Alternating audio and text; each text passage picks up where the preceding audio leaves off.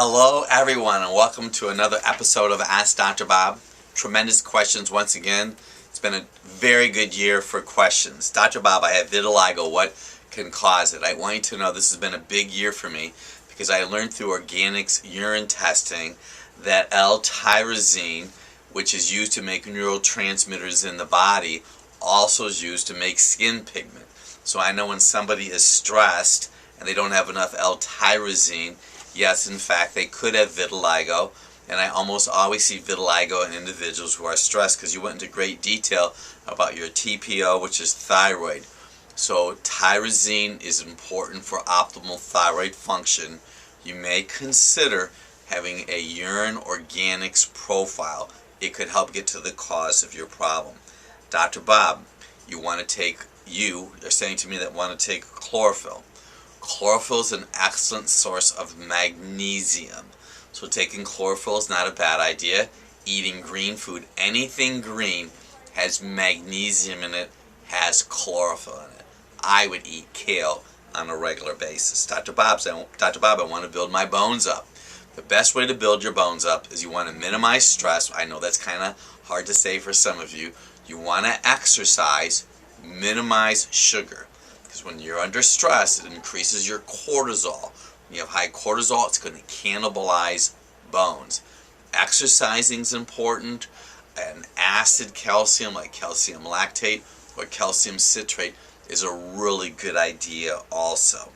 Someone was asking me about a question about vitamin C and collagen and the role of vitamin C and collagen. And without it getting really complicated, it just helps the process. It helps the amino acids just to be ready to make collagen. So you really want to make sure you have vitamin C. That's the whole issue with scurvy from a long time ago. Someone was asking me a question about psoriasis and it's getting infected. I normally see that people who have psoriasis tend to have compromised liver function. The liver is the key. Anytime you have a chronic skin challenge, whether it be psoriasis or acne, it's always liver. Eat Dr. Bob's ABCs, half a red apple every day, third cup of beet fiber, a medium carrot. Make sure you're eating that medium carrot on a regular basis. From our Google Hangout, you wanted to know about when my sons were ready to eat things on their own. It's all basically about responsibility. I know that when we weren't around them, I'm sure that they deviated. But I can tell you this, when they were both in the 3rd grade, they started packing their own lunches.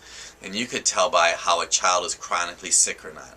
So if we told our children to watch what they're eating and they said they did, but they were perpetually sick, they were eating and having their hand in the cookie jar. So around the 3rd or the 4th grade, they really had a lot of responsibility. I could go into a story about my son, Dr. Anthony, that he didn't eat cupcakes at school. And I know that he was in the 3rd or 4th grade and the teacher made a point about that.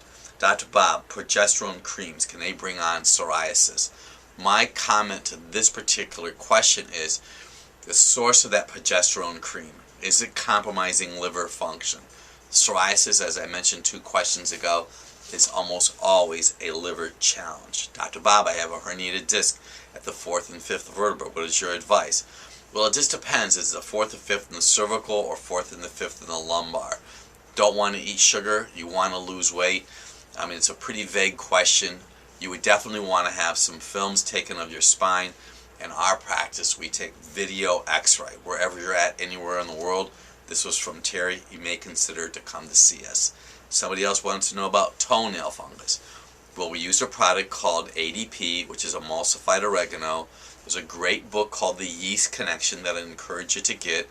But anytime that somebody has chronic toenail fungus, it's always a gut problem. It's always a colon problem. You got to clean your gut up. No sugar.